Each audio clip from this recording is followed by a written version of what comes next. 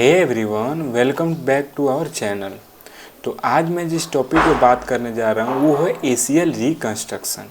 तो ACL reconstruction क्या होता है? जब भी जो एसीएल लिगामेंट है वो ग्रेड 3 इंजर्ड हो जाता है, यानी जो लिगामेंट उसका कंप्लीट टियर हो जाता है, तब हम लोग एसीएल रिकंस्ट्रक्शन चूज करते हैं। तो सबसे पहले जानते हैं एसीएल जो लिगामेंट है उसका जो एनाटॉमी है वो क्या है। तो जो हमारा फीमर है और टिबिया है, तो जो फीमर के पोस्टीरियर एस्पेक्ट से वहाँ से आकर और टिबिया के एंटीरियर एस्पेक्ट्स पे आके इंसर्ट करता है। और ये जो लिगामेंट है एसीएल लिगामेंट, ये एंटीरियर ट्रांसलेशन से बचाता है। तो जब कोई भी ये मैक्सिमम स्पोर्ट्स और एथलीट में होता है, तो जो भी स्पोर्ट्स की इंजरी जब ट्विस्टिंग फोर्स अप्लाई होती है, यानी टिबिया अपोजिट साइड में रोटेट करता है और फीमर अपोजिट साइड में रोटेट करता है, तब इस लिगामेंट के टियर होने के चांस ज़्यादा होते हैं। और उस टाइम टियर होने का, और ये मेल के कंपेरिजन में फीमेल में ज़्यादा टियर होता है। तो बिना देरी किए शुरू करते हैं। सबसे पहले जानते हैं एसीएल रिकंस्ट्रक्शन होता क्या है। तो द एंटीरियर क्रूसिएट लिगामेंट, वही ACL ligament, is one of the key ligament that help stabilize the knee joint. हाँ, जो एसीएल लिगामेंट है ये एंटीरियर ट्रांसलेशन के साथ साथ जो हमारे नी जॉइंट है उससे स्टेबल रखने में हेल्प करता है।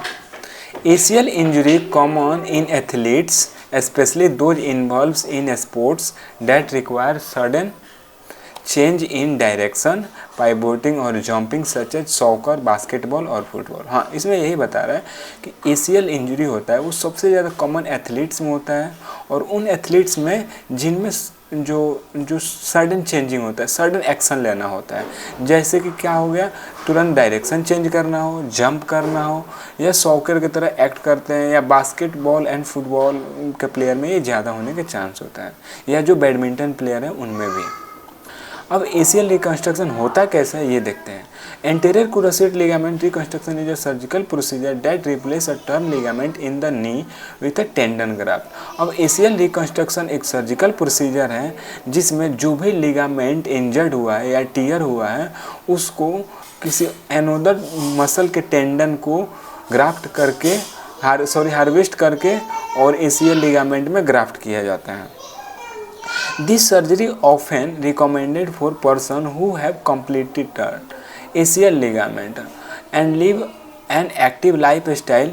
Surgery is usually performed arthroscopically using a small incision। हाँ, तो जो ACL रिकंस्ट्रक्शन है ये सबसे ज़्यादा उनमें किया जाता है जिनका जो लिगामेंट वो कंप्लीट टियर हो गया है और उनका लाइफ स्टाइल भी बहुत ज़्यादा एक्टिव है। तो इसमें प्रोसीजर क्या है, इसमें ओपन सर्जरी ना होकर एथ्रोस्कोपली करते हैं स्मॉल इंसिजन के थ्रू।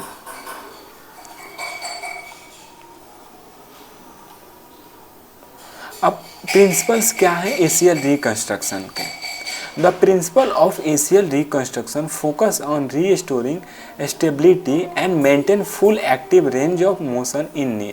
हाँ, अब एसीएल रिकंस्ट्रक्शन का प्रिंसिपल यही होता है कि इंजर्ड की वजह से जो रेंज ऑफ मोशन होता है वो बहुत कम हो जाता है, रिड्यूज हो जाता है। क्यों? Due to pain and some other condition. तो हमारा मेन प्रिंसिपल होता है जो भी range of motion, full range of motion को अचीव करना। तो ये देखते हैं restoring stability and maintaining full range. हाँ, वही बता रहा है कि स्टेबिलिटी को मेंटेन करना और फुल रेंज ऑफ मोशन को। तो स्टेबिलिटी क्या है देखते हैं। The ACL is a crucial for resisting anterior posterior translation and rotational subluxation reconstruction ACL aim to रिहम।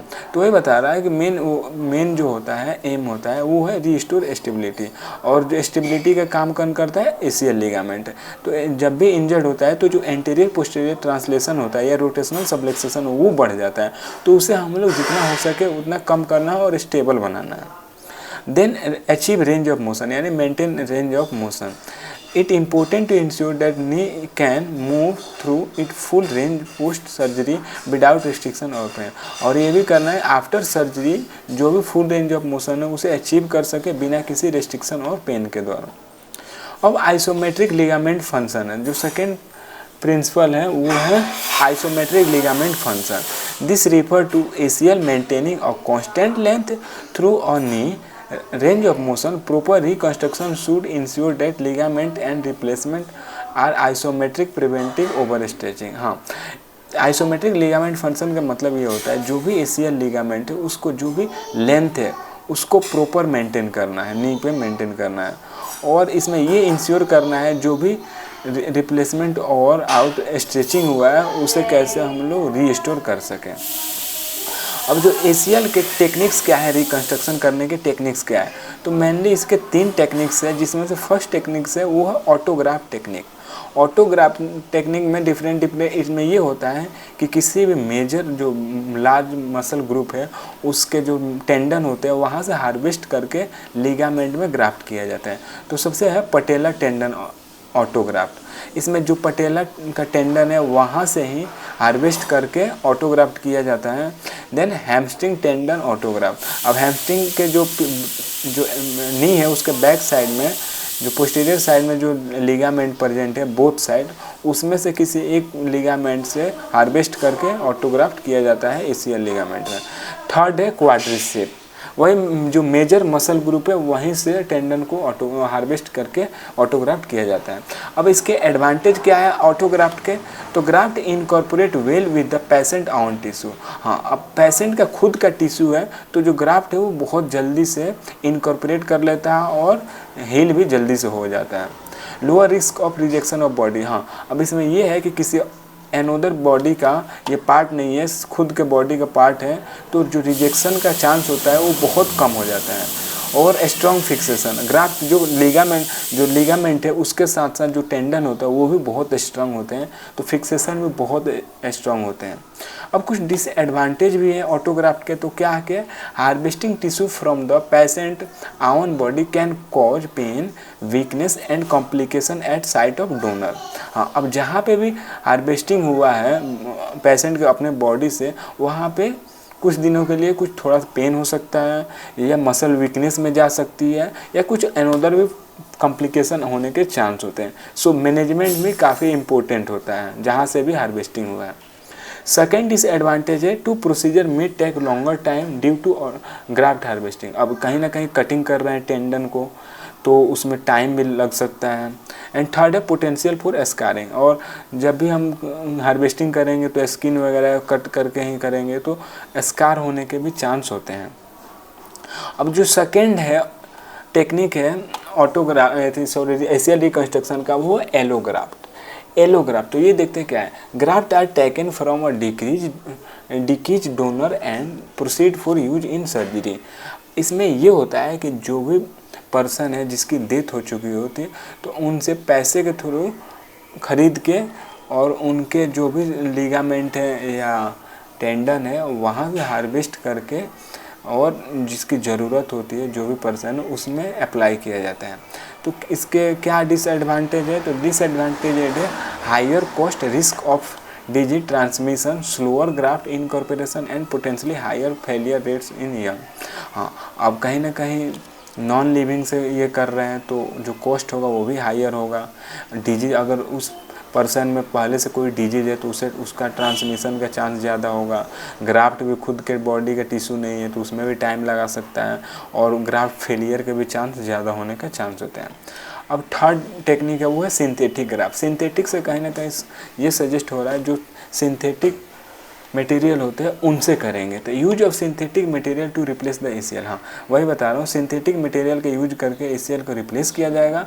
Long term outcomes are less well known, risk of inflammatory research. ये long term outcomes के लिए बहुत कम होते हैं और जो inflammation का response होता है वो भी ज़्यादा होता है।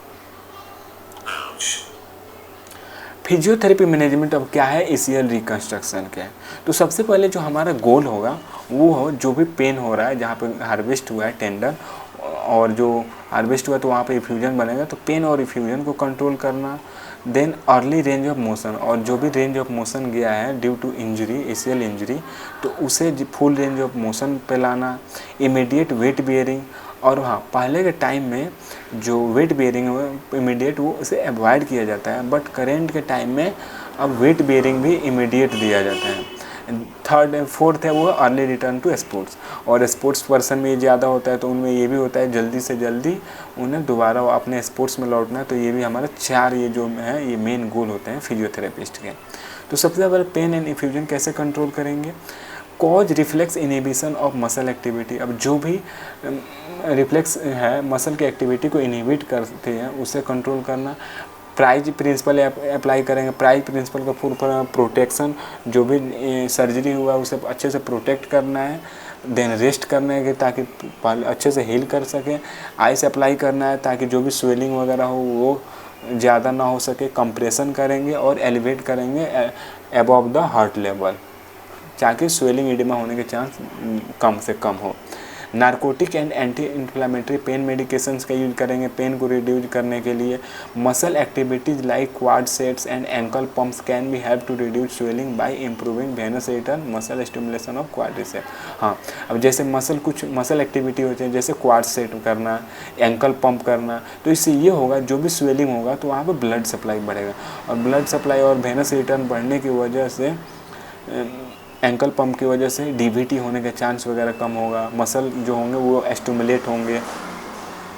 और जो सेकंड है पेन मैनेजमेंट के लिए वो है क्रायोथेरेपी। क्रायोथेरेपी में आइस पैक यूज करेंगे या आइस बाथ होते हैं बड़े बड़े टब में होते हैं या कंटिन्यूस जो फ्लोइंग कूलिंग डिवाइस होते हैं उसमें करेंगे। लोअर जॉइंट टेम्परेचर, जो भी सर्जरी की वजह से जो जॉइंट का टेम्परेचर बढ़ा रहता है उसको लो करना होता है। अब सेकेंड है range of motion. Early range of motion कैसे करेंगे? Loss of motion is one of the most common. इसमें यही है सबसे मोस्ट कॉम्प्लिकेशन है, वो है जो रेंज ऑफ मोशन है वो कम हो जाता है।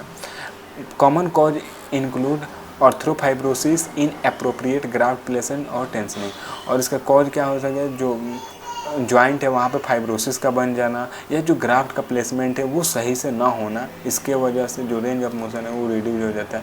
Lead to anterior knee pain, abnormal gait. अब उसके वजह से एंटीरियर जब नी पेन होगा तो रेंज ऑफ मोशन भी फुल नहीं होगा और जो गेट साइकिल होगा उसमें वो भी एबनॉर्मल होगा, ताकि वो पेन से वो कोशिश करेगा कि मैं कुछ भी करूँ पेन ना हो। अब थर्ड जो वो करेंगे कि हाँ cryotherapy motion range of motion के बाद से वेट बेयरिंग स्टार्ट करेंगे। Weight bearing was provided earlier rehabilitation protocol, current trend to immediate weight bearing. हाँ वही बोल रहा हूँ, पहले के टाइम में प्रोहिबिट था, ज़्यादा सजेस्ट नहीं किया जाता वेट बेयरिंग, बट करेंट के ट्रीटमेंट में इमीडिएट वेट बेयरिंग का सजेस्ट किया जाता है। Help to improve cartilage nutrition, reduce disease osteopenia and hasten to quadricep recovery. और जिसके बाद वेट बेयरिंग की वजह से ये होगा जो भी कार्टिलेज पे लोड बढ़ेगा, न्यूट्रिशन की सप्लाई बढ़ेगी, जो भी ऑस्टियोपेनिया के चांस होने का चांस रहेगा वो कम से कम होंगे। उसके बाद से मसल ट्रेनिंग करेंगे। मसल ट्रेनिंग इशू भी आ जाता है to prevent muscle atrophy and weakness. हाँ, अब नी जॉइंट के जस्ट अबव में होता है क्वाड्रिसेप, और क्वाड्रिसेप एक ऐसा मसल है जो सब बॉडी के सबसे जल्दी हमारा वो एट्रोफी में जाता है, तो उसको भी प्रिवेंट करना होता है। Muscle activation and strengthening, voluntary exercise, electrical muscle stimulation and biofeedback. हाँ, अब मसल एक्टिवेट कैसे स्ट्रेंथनिंग कैसे करेंगे? एक्टिव एंड पैसिव एक्सरसाइज कराएंगे। जो इलेक्ट्रिकल मसल स्टिमुलेशन है उसका यूज कर सकते हैं। बायोफीडबैक मसल का कितना एक्टिव है वो बायोफीडबैक के थ्रू ले सकते हैं। Electrical stimulation can help to initiate muscle activation when reflex inhibition cannot be overcome in patient. Electrical stimulation help करता है मसल को एक्टिव करने में और जो रिफ्लेक्स इनहिबिशन है उसको कम से कम करता है। इसमें और भी ये कर सकते हैं मसल स्ट्रेंथ में। Quadricep muscle strength is correlated with good outcome after ACL reconstruction. और जो क्वाड्रिसेप मसल है उसको अच्छे से स्ट्रेंथ करना रहता है आफ्टर एसीएल रिकंस्ट्रक्शन। अब इलेक्ट्रिकल मसल स्टिमुलेशन लेंगे। इलेक्ट्रिकल मसल स्टिमुलेशन कैसे यूज कर सकते हैं? Adjust to voluntary exercise is an effort to recover muscle strength and after ACL reconstruction. Proprioception देंगे। Proprioception is defined as the culmination of all neural inputs originate from joint, tendon, muscle and associated deep tissue proprioception। तो ये तो जो थे main principal थे हमारा physiotherapy management के। अब स्टार्ट कैसे करेंगे? तो सबसे पहले फर्स्ट वीक टू 6 वीक तक हमारा ये गोल रहेगा कि जो भी ग्राफ्ट हुआ है उसको अच्छे से प्रोटेक्ट करना है, ठीक है। उसके बाद से जो भी सर्जिकल एरिया के या हार्वेस्टिंग एरिया पे इन्फ्लेमेशन होता है उसे रिड्यूस कराना है, achieve full extension and flexion, और जो भी जॉइंट का मूवमेंट है उसको अचीव करना है, एंड पेशेंट को एजुकेट करना है अपने नी को बच्चे कैसे सिक्योर रख सकता है, सेफ रख सकते हैं। तो सबसे पहले थेरेपेटिक एक्सरसाइज कराएंगे जिसमें हिल स्लाइड्स एंड क्वाड्रिसेप्स सेट्स कराएंगे। हिल को बोलेंगे स्लाइड करने के लिए, अप एंड डाउन मूव करने के लिए, लेफ्ट एंड राइट मूव करने के लिए। जो क्वाड्रिसेप्स का सेट है वो ओपन चेन और क्लोज चेन में करा सकते हैं। Non weight bearing gastrosoleus and hamstring stretch करेंगे। उसके बाद से बिना वेट दिए, जैसे गैस्ट्रोसोलियस का टॉवल का यूज करके बोल सकते हैं पेशेंट को स्ट्रेचिंग करने के लिए, या हैमस्ट्रिंग का स्ट्रेच करा सकते हैं passively. Straight leg raise test with knee full flexion. उसके बाद से SLR करवाएंगे, नी को फुल एक्सटेंशन करा के। आइसोमेट्रिक क्वाड्रिसेप एट 60 डिग्री या 90 डिग्री। उसके बाद से आइसोमेट्रिकली जो क्वाड्रिसेप्स है उसको 60 डिग्री या 90 डिग्री पे प्लेस करके हम लोग करा सकते हैं। देन सेकेंड स्टेज है वीक 6 टू वीक 8। इसमें हमारे ये नॉर्मल रहेगा, हम तो जॉइंट जो भी ही सर्जरी हुआ उसको तो प्रोटेक्ट कर लिए। अब जो भी नॉर्मल गेट साइकिल है स्पोर्ट्स पर्सन का या एथलीट का, उसको नॉर्मल करना है। Maintain full extension and progress with flexion रे। उसके बाद से जो भी एक्सटेंशन और फ्लेक्जन है उसको मेंटेन करना है, साथ साथ प्रोग्रेस भी करना है आगे फुल रेंज ऑफ मोशन को अचीव करने के लिए। एंड ग्राफ्ट के साथ साथ ग्राफ्ट को प्रोटेक्ट भी करना है। तो थेरेप्यूटिक एक्सरसाइज में वही है, वॉल स्लाइड कराएंगे 0 to 45 degree. Stationary bike cycle का बोल सकते हैं चलाने के लिए। Close chain terminal extension with resistant to raise बोल सकते हैं करने के लिए। एंड बैलेंस एक्सरसाइज कराएंगे। अब स्टेज 3 में क्या कराएंगे, यानी ये है 8 to 6 मंथ। इसमें हमारा गोल अचीव रहेगा। अब जितना भी हमारा जो भी फुल रेंज ऑफ मोशन है उसे लाना है, नी के स्ट्रेंथ को बढ़ाना है, एंडुरेंस एंड प्रोप्रियोसेप्शन को भी बढ़ाना है। तो हम लोग थेरेप्यूटिक एक्सरसाइज में क्या कर सकते हैं, जो भी फ्लेक्सिबिलिटी एक्सरसाइज है उसे कंटिन्यू रखेंगे। स्टेयर मास्टर का अप्लाई करेंगे। एडवांस क्लोज चेन, वही क्लोज चेन में 1 लेग स्क्वाट करेंगे, सिंगल लेग, और leg press to 0 to 45 degree तक लेग प्रेस करवाएंगे। प्रोसेप्टिव एक्सरसाइज में स्लाइड बोर्ड पे बोल सकते हैं स्लाइड करने के लिए, बॉल एक्सरसाइज करा सकते हैं। And balance progressive quadricep therapy, pool, running, swimming, ये सब कराएंगे। जो लास्ट स्टेज है 6 month to 9 month, इसमें हमारा गोल अचीव करना गोल रहता है कि जो भी स्ट्रेंथ है उसको कंप्लीट अचीव कर लेना। गोल है स्ट्रेंथ है, पावर, एंडुरेंस है, प्रोप्रियोसेप्शन है, और जो एथलीट है या स्पोर्ट्स पर्सन है उसे प्रिपेयर करना है ताकि जो भी अपना फंक्शनल एक्टिविटी है या फंक्शनल जो भी गेम है वो खेल सकें। तो थेरेप्यूटिक एक्सरसाइज में ये करेंगे। जो भी flexibility and strengthening exercise continue करेंगे। पॉलीमेट्रिक प्रोग्राम इनिशिएट करेंगे। Functional progress, walking, jogging, forward and backward, running out, half and 3/4 speed, cutting and cross over, ये सब कराएंगे। एंड जो लास्ट स्टेज है स्टेज 5 9 मंथ टू उसके आगे पोस्ट, तो उसमें क्या करेंगे, हमारा गोल रहेगा रिटर्न सेफ टू एथलेटिक। हाँ, इसमें सेफली एथलेटिक एक्टिविटी में रिटर्न करना, maintenance of strength, endurance, education regarding possible limitation. Therapeutic exercise में हमारा ये रहेगा जो भी स्पोर्ट्स में उसे ग्रेजुअली रिटर्न कराना है, मेंटेनेंस प्रोग्राम। तो यही सब है फिजियोथेरेपी मैनेजमेंट ACL रिकन्स्ट्रक्शन का। Thank you.